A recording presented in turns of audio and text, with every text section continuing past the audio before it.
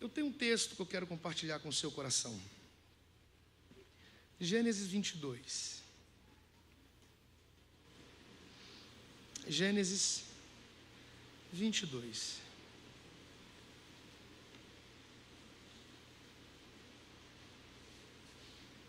Gênesis 22.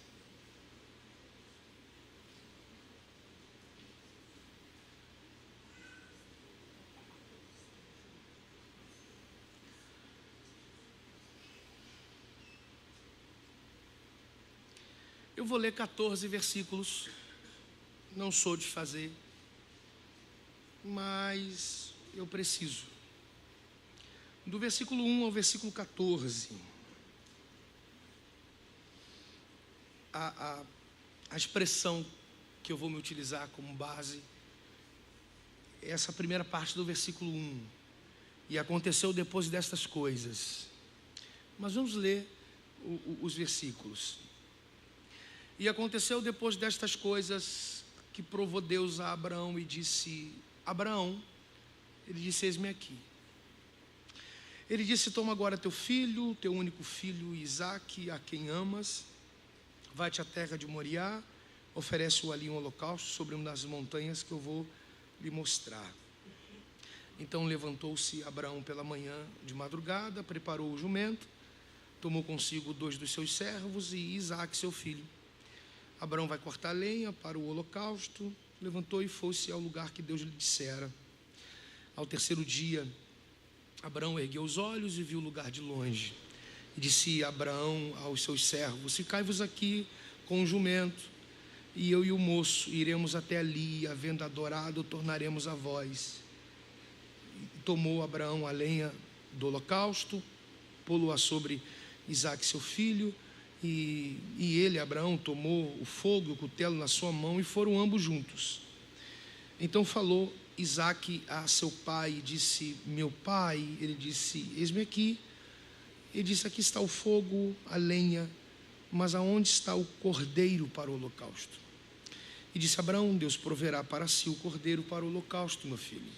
Assim caminharam ambos juntos, chegaram ao lugar que Deus lhe dissera. Edificou Abraão um altar, pôs em ordem a lenha, amarrou Isaque seu filho, deitou sobre o altar em cima da lenha, estendeu Abraão a sua mão, tomou o cutelo para imolar seu filho. Mas o anjo do Senhor lhe bradou desde os céus e disse: Abraão. Ele disse: eis-me aqui. Não estendais mais a mão sobre o moço, não lhe façais nada, porquanto agora sei que tu temes a Deus, e não me negaste teu filho, teu único filho. Então Abraão levantou os seus olhos e olhou, e eis que um carneiro detrás dele, travado pelos chifres, num mato. Foi Abraão, tomou o carneiro, oferecendo o holocausto em lugar de seu filho, e chamou Abraão o nome daquele lugar: o Senhor proverá. Onde se diz até o dia de hoje: no monte do Senhor se proverá.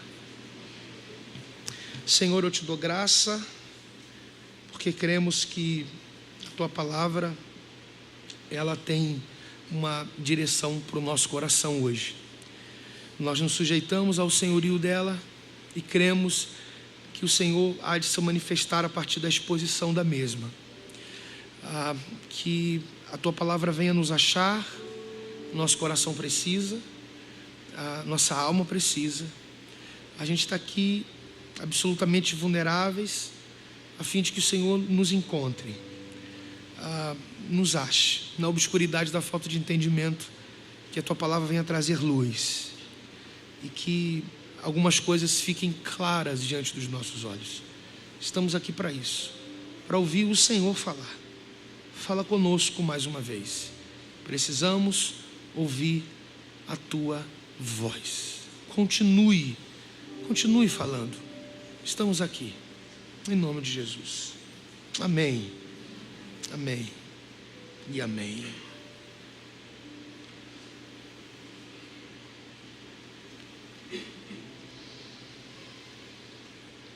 A palavra prova, ela tem uma expressão nakar. A mesma tem uma ideia de testar. porém é um teste para análise. É testar para analisar. Aconteceu depois destas coisas que Deus vai pôr Abrão a um processo que de maneira sutil vai se desenrolando, a fim de que a cada passo o teste aconteça para que houvesse uma análise precisa. Só que, entenda, essa ideia de Deus pôr esse indivíduo à prova, sem ainda ter o chamado pelo nome, é de cunho muito pessoal. Qual é a ideia do texto aqui? É que num dia, Deus decidiu pôr esse indivíduo a um teste para uma análise. A partir dessa decisão de Deus, Ele vai chamar o indivíduo, que Ele tem por alvo, fazer trilhar um caminho de dores. Ele vai chamar Abraão. O que vai dar base para Deus colocar esse indivíduo no caminho de dores é a resposta que Ele vai dar ao chamamento. Abraão, ele vai responder. Qual a resposta de Abraão? Eis-me aqui. É o ponto mais alto de uma submissão sem retorno. Fechando quaisquer possíveis caminhos que façam com que ele desista de qualquer coisa após a sua resposta. Enquanto é muito pessoal, Deus vai decidir pôr esse indivíduo a um teste para uma análise. E Ele não o chama ainda. Isso ainda está muito com Deus. A partir do momento que Deus o chama, Abraão, e Abraão vai responder a Deus. Isso dá base para Deus colocar num processo que de maneira sutil vai começar a se desenrolar testes gradativos a fim de testá-lo. Num processo de uma análise. O que faz esse caminho de dores começar a se desenrolar na vida de Abraão é a resposta que ele deu. Eis-me aqui. Depois de responder a Deus, não tem como voltar mais. Porque Deus é muito incisivo. Deus é muito direto. Uma vez Abraão respondendo, eis-me aqui, não vai haver uma conversa prévia, para que de certa forma se estabeleça um conforto no coração, a título do que vai começar a acontecer. Deus é direto. Toma agora teu filho, teu único filho. Toma agora. A expressão agora revela o quanto a exigência de Deus no ponto de vista da obediência tem um tom de urgência. Obedeça agora. Faça agora. Toma agora teu filho, teu único filho, Isaque, a quem amas. Mas não dá para entender essa expressão divina quando mesmo refere-se a um filho único de Abraão, já que somos sabedores que o mesmo antes de Isaque teve um outro. Porque Deus faz questão de falar acerca de um só. Por mais que este que veio antes de Isaque fosse diretamente cuidado por Deus em algum momento da vida, porque também descende de Abraão. Para esse novo nível de relação, Deus não enxerga aquilo que nós geramos como resultado das nossas precipitações. Por essa razão Deus está dizendo a Abraão: toma agora teu filho, teu único filho, Isaque, a quem amas, e vai-te à terra de Moriá. Moriá não é o monte, Moriá é uma geografia com montes. E Deus é muito claro: quando você chegar lá, eu vou te mostrar em qual montanha você vai ter que subir. Porque é possível que você chegue no lugar certo e decida subir numa montanha errada, porque na geografia certa também há de haver montanhas erradas. Você vê o silêncio de Abraão no texto. Ele simplesmente vai rachar a lenha para o holocausto, vai preparar o fogo, o cutelo, vai preparar o jumento, vai chamar 2 dos seus servos, vai também trazer Isaque, e vai caminhar em direção ao que Deus lhe dissera, a terra de Moriá. São 3 dias de caminhada, 3 dias caminhando de cabeça baixa, porque dói. Porém, entenda, todo o processo de dor de Abraão, ele tem consciência pelo qual está vivendo aquilo. Olhe para esse contexto e tente ver alguém saltando dele, na perspectiva de consolar Abraão nesse trajeto que dói. Não tem.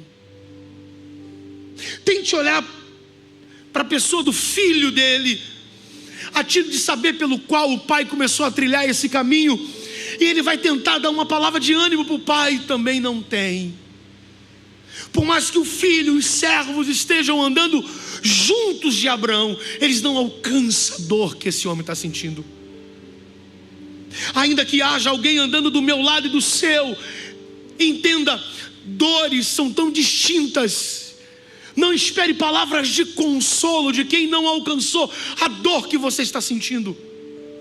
Nem por isso deixaram de andar do seu lado. Eles estão andando do seu lado, mas nem por isso tem que sentir a dor que você sente. É possível caminhar do seu lado, caminhar ao meu lado e não alcançar a profundidade desse caminho que dói dentro de nós. Eles estão caminhando juntos. Quando chega no limiar, já para entrar na geografia de Moriá, Abraão vai erguer os olhos, vai ver a montanha de longe. Deus vai dizer: é ali que eu quero você. Imediatamente ele vai olhar para os seus servos, ainda que estão dispostos a ir até o final com ele. Ele vai se desvincular, vai dizer para eles: tomem conta dos jumentos, porque entenda o quanto Abraão era sabedor pelo qual estava passando por aquela dor. Porque eu e o moço vamos subir ali, vamos adorar, e depois de adorar nós vamos voltar para cá.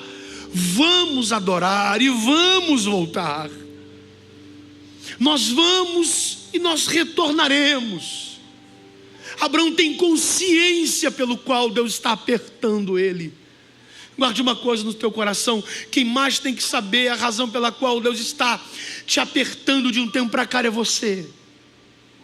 Não espere que ninguém alcance a clareza do caminho que você decidiu trilhar, a partir de uma direção que Deus lhe deu. Abraão vai dizer para eles: fiquem cuidando dos jumentos, que eu vou até ali, eu vou adorar com o moço, e depois de adorar a gente vai voltar. Já no pé da montanha, Abraão vai tirar a lenha do lombo do jumento, vai colocar a lenha nos ombros de Isaque, vai pegar o cutelo, vai pegar o fogo, e o texto é muito claro em dizer para nós que ambos estão subindo juntos.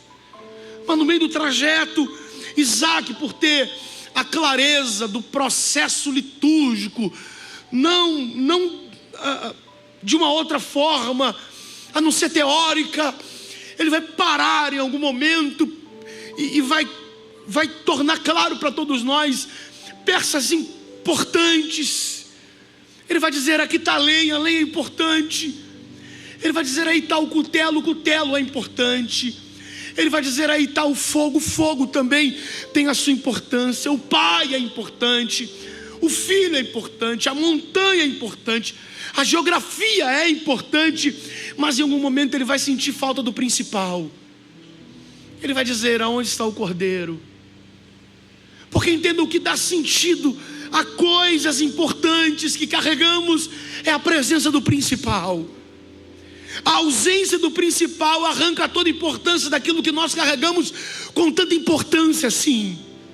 Não há importância na lenha sem o cordeiro, não há importância no fogo sem o cordeiro, não há importância no cutelo sem o cordeiro, não há importância na filiação sem o cordeiro, não há importância na paternidade sem o cordeiro, não há importância numa montanha sem o cordeiro, não há importância numa geografia se não houver o cordeiro. Por essa razão Isaac vai sentir falta e vai dizer: cadê? Abraão dá uma resposta muito rápida e objetiva: Deus proverá para si o cordeiro, meu filho. E ambos continuam subindo juntos, chegando lá no topo.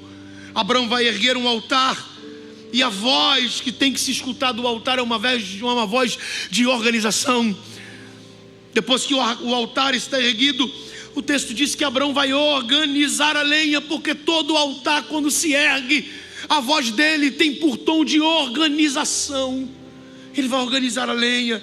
Depois de uma lenha organizada, ele vai colocar o sacrifício, vai amarrar Isaac, vai colocá-lo em cima, vai estender de maneira precisa a mão, segurando o cutelo, e antes que ele desça com o cutelo no seu filho, o céu vai abrir, e Deus vai dizer para ele: pode parar, eu já sei a quem você temes, pode tirar o seu filho daí de cima. Abraão ergue os olhos, tem um carneiro, não é cordeiro, tem um carneiro preso pelos chifres aqui no mato atrás dele. Ele vai fazer o processo substitutivo, vai tirar Isaac, vai colocar o carneiro, vai imolar, vai oferecer para Deus, e está tudo resolvido. Mas entenda, além de eu ter lido com vocês e ter narrado essa história, eu não vejo nada que justifique para todos nós esse processo de teste para análise. Pode ser que um de vocês, no seu momento devocional, se deparou com esse texto, depois de ler, se perguntou: por que isso? Qual a razão pela qual Deus se moveu a levar esse homem ao nível que levou, de dores profundas? Se não fosse essa frase, a gente não teria um respaldo para uma reflexão. E aconteceu depois destas coisas. Não tem nada a ver com aquilo que acabamos de ler agora, esses 14 versículos. Tem a ver com um cenário anterior ao capítulo 22. Eu preciso voltar ao capítulo 21 para entender a razão pela qual Deus se moveu a testar para analisar esse homem. E aí eu tenho que voltar ao capítulo 21 e ler, por exemplo, o versículo 8 com vocês. E cresceu o menino, e foi desmamado. Então Abraão fez um grande banquete no dia em que Isaac foi desmamado. Qual o cenário aqui? É uma liturgia cultural do desmame. Após o terceiro ano do nascimento, se desmama a criança. No 8º dia de nascido, circunda. 3 anos depois, desmama. É cultural. Só que entenda que quando Deus promete Isaac a Abraão, eu sei que todos aqui lembram da cena, Deus olhando para ele dizendo: daqui a 1 ano eu vou lhe dar um filho. Deus falou quanto tempo? 1 ano. Sara varria aqui atrás da tenda. Então Deus vai dar o nome dessa criança, o nome dele é Isaac, porque vai representar o riso da mãe. Entenda, Deus não dá nome àquilo que não está pronto. Isaac estava pronto, por essa razão Deus deu o nome dele. O que Deus prometeu é verdade. Deus não brinca. Deus falou sério: daqui a 1 ano eu vou colocar essa criança no teu colo. No inteirinho de tempo, Sara vai colocar Agar nos braços de Abraão. Fruto dessa relação fora da via do propósito, é o nascimento de Ismael. Aquilo que deveria ser para 1 ano depois. Sabe quanto tempo que durou? 25 anos. Deus falou que daria um filho para Abraão 1 ano depois. Mas no espaço de 1 ano, ele sai da via do propósito, e fora do propósito ele dá à luz aquilo que não pertencia a Deus. Agora não é uma questão de dar um filho para Isaac. Deus tem que preparar um pai para Isaac. Não é sobre dar um filho para Abraão, agora é dar um pai para Isaac. Deus leva 25 anos para preparar um pai para esse filho. Não é Deus que se atrasa, somos nós que nos tornamos inflexíveis ao processo de construção moral. Não é Deus que está atrasado demais para cumprir o que te prometeu. É que por muitas vezes nós saímos da via do propósito e tomamos as nossas próprias decisões. Não é Deus que está demorando, é você que demora muito para se colocar no molde que Deus quer. Então não é sobre lhe dar aquilo que prometeu, é preparar você para aquilo que já está pronto.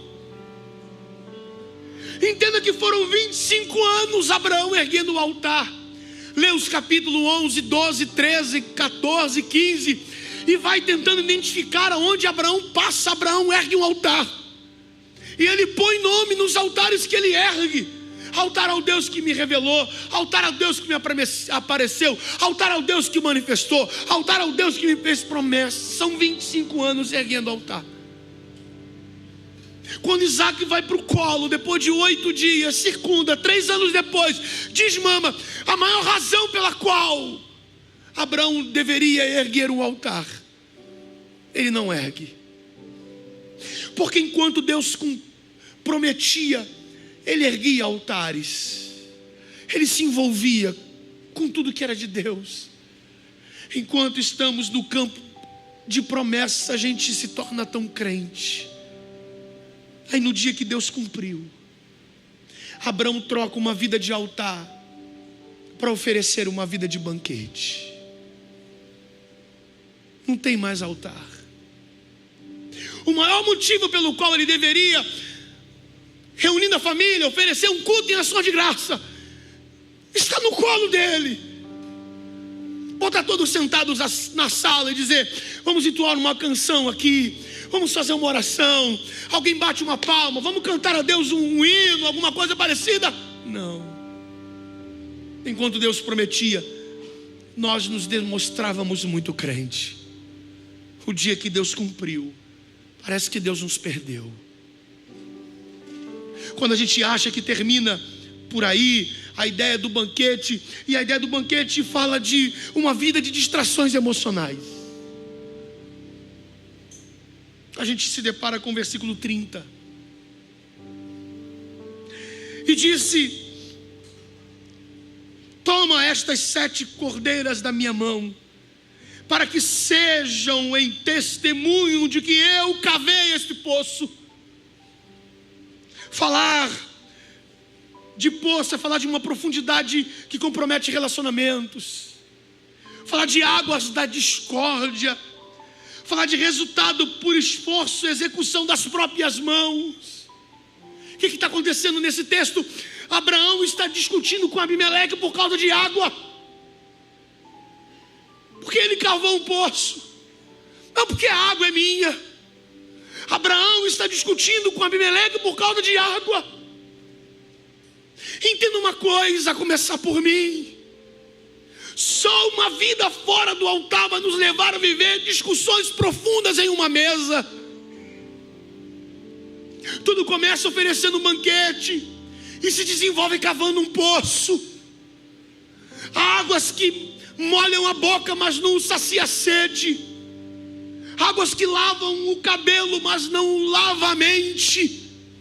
Águas que lavam o corpo, mas não refrigeram a alma. Estamos nos nutrindo de águas como resultado de esforços nossos.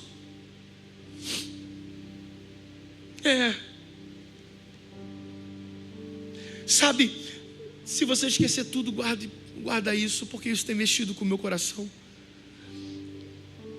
Tudo que temos nunca foi resultado de esforço nosso, mas de um tempo para cá, nós estamos nos esforçando para manter aquilo que sem esforço Deus nos entregou.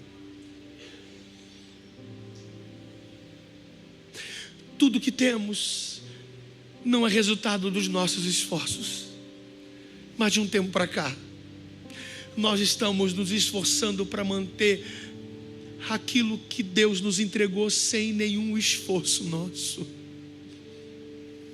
Quando a gente acha que vai terminar, a gente se depara com o versículo 33.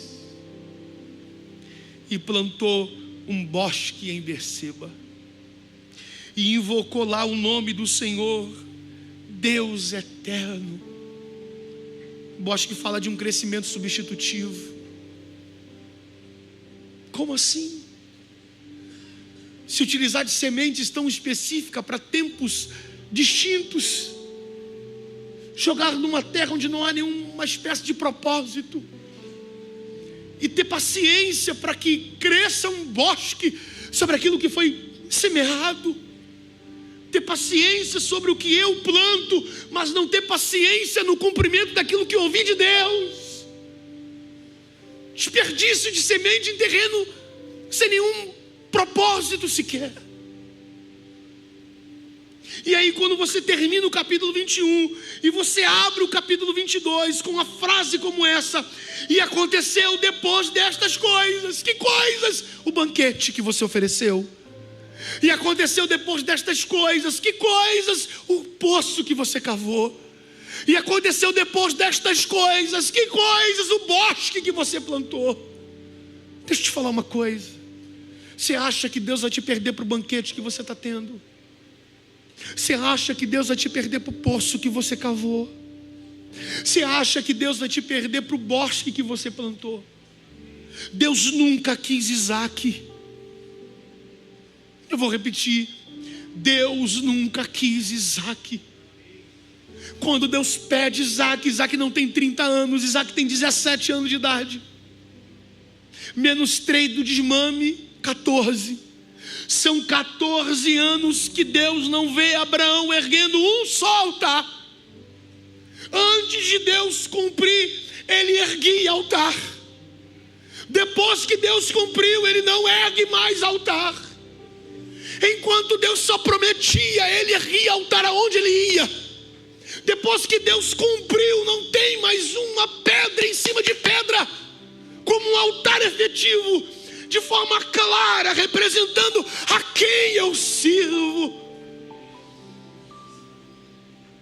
Deus nunca quis o teu carro, apartamento. Deus não quer tua promoção.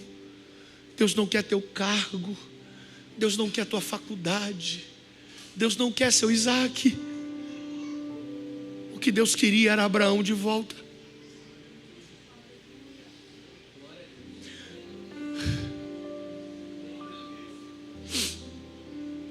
Você acha que eu não tenho saudade de você? Você acha que eu não sinto falta de você? Até quando você vai sentar nessa mesa de celebrações sem a minha presença, oferecendo banquetes descontentados? Essa celebração está distanciando você de mim. Até quando você vai tentar alcançar uma profundidade sem a minha presença, se esforçando para cavar um poço e saciar você com resultados que não organizam a sua vida?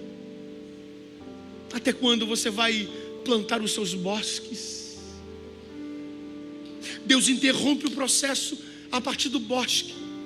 Eu, Rafael, não sei o que poderia acontecer se Deus não interrompesse.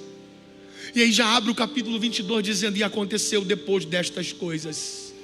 Já vem Deus de forma muito direta dizendo: toma agora teu filho, teu único filho Isaque, a quem amas, vai-te à terra de Moriá e oferece-o ali em holocausto em uma das montanhas que eu vou lhe mostrar. E Abraão preparou o jumento, levantou cedo, organizou a lenha, pregou o fogo, pegou o cutelo, chamou Isaque, preparou seus servos e foram caminhando. Abraão sabe pelo qual Deus está apertando ele. Abraão sabe que Deus quer ele de volta. Deus quer você de volta. Já foi muito tempo de banquete. Você já se esforçou demais para cavar esse poço. Você já plantou muito bosques sem propósitos.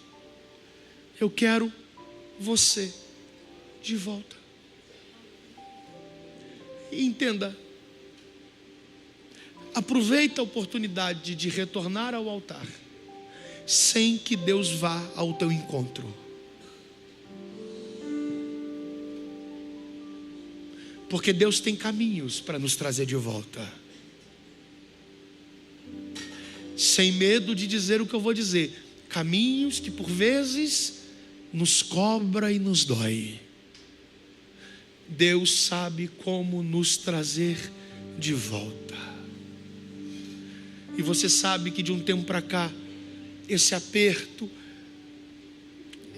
esse coração, essa dor, você até se ajusta, você se maqueia, você está tão bem arrumado, está tudo muito certo, mas você sabe que de um tempo para cá Deus está te apertando.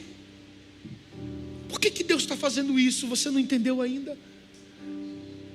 Ou você vai achar que não é por aquela razão. Eu vi quando você preparou o banquete. Eu vi quando você cavou o poço. Eu vi quando você plantou o bosque. Eu estou te acompanhando faz tempo. Mesmo sabendo que o cumprimento daquilo que eu te fiz como promessa lá atrás, cumprindo hoje, isso ia te descompensar no ponto de vista da nossa relação. Mesmo assim eu cumpri porque eu não falho. Mas não é possível que aquilo que eu cumpri na tua vida tenha se tornado mais importante do que a minha presença. Eu estou trazendo você de volta. Pode ser que Deus esteja falando com apenas uma pessoa, e eu estou satisfeitíssimo se for. Mas alguém entrou por aquela porta precisando ouvir tanta coisa, inclusive isso. Eu que estou fazendo isso tudo e você sabe. Eu afunilei a tua vida de um tempo para cá. Eu arranquei as suas bases, eu tirei teu chão, só para te trazer de volta. E você sabe o caminho que tem que trilhar para retornar uma vida de altar. O banquete não é mais importante do que o altar. O poço não é mais profundo do que um altar. O bosque, o altar é mais importante. E a minha palavra para alguém aqui é de desafio. Tem coragem de voltar hoje? Tem coragem de jogar a mesa do banquete para o alto? Tem coragem de você entulhar esse poço que você cavou? Tem coragem de cortar o bosque que você plantou? Tem coragem de virar as costas para isso tudo e se voltar para Deus de novo? Esse altar está chamando você nessa noite. Deus está chamando você de volta. O que eu tenho que fazer para ter você de volta? Que de um tempo para cá eu já não tenha feito. Você sabe o que eu estou fazendo. Outros aqui, Deus não fez nada ainda. Deus está te dando uma oportunidade que você reconheça e recomece. Eu quero orar. Abaixe sua cabeça. Abaixe sua cabeça. Tem gente aqui que precisa hoje voltar para o altar. Não dá para você negar a distância que de um tempo para cá você está. O banquete tem tem te prendido, a profundidade do poço tem te aprisionado, o bosque tem te escondido de tanta gente menos de Deus. A razão pela qual Abraão caminhou 3 dias, isso é no meu ponto de vista, 3 dias, parece-me que cada dia representa cada cena distinta do capítulo 21. Primeiro dia é desintoxicar do banquete. Segundo dia é abrir mão do poço. Terceiro dia é sair do meio desse bosque sem propósito. Um processo de 3 dias desintoxicando o coração desse indivíduo, a título de quando ele chegasse no limiar ali da terra de Moriá, ele pudesse erguer a cabeça e ter uma visão da onde Deus queria levá-lo. Pode ser que comece hoje um processo de desintoxicação dentro de você. Deus precisa arrancar algumas coisas que têm tomado o lugar dele dentro do teu coração. Deus precisa arrancar de dentro de você algumas situações que têm causado essa distância entre você e Deus. Eu vou lhe dar pelo menos 2 minutos. A igreja está de cabeça baixa. Você sabe que é com você que Deus está falando. Saia do seu lugar e venha começar tudo de novo. Abra mão do banquete, abra mão do poço, abra mão do bosque e volte para o altar. Deus está com saudade de você.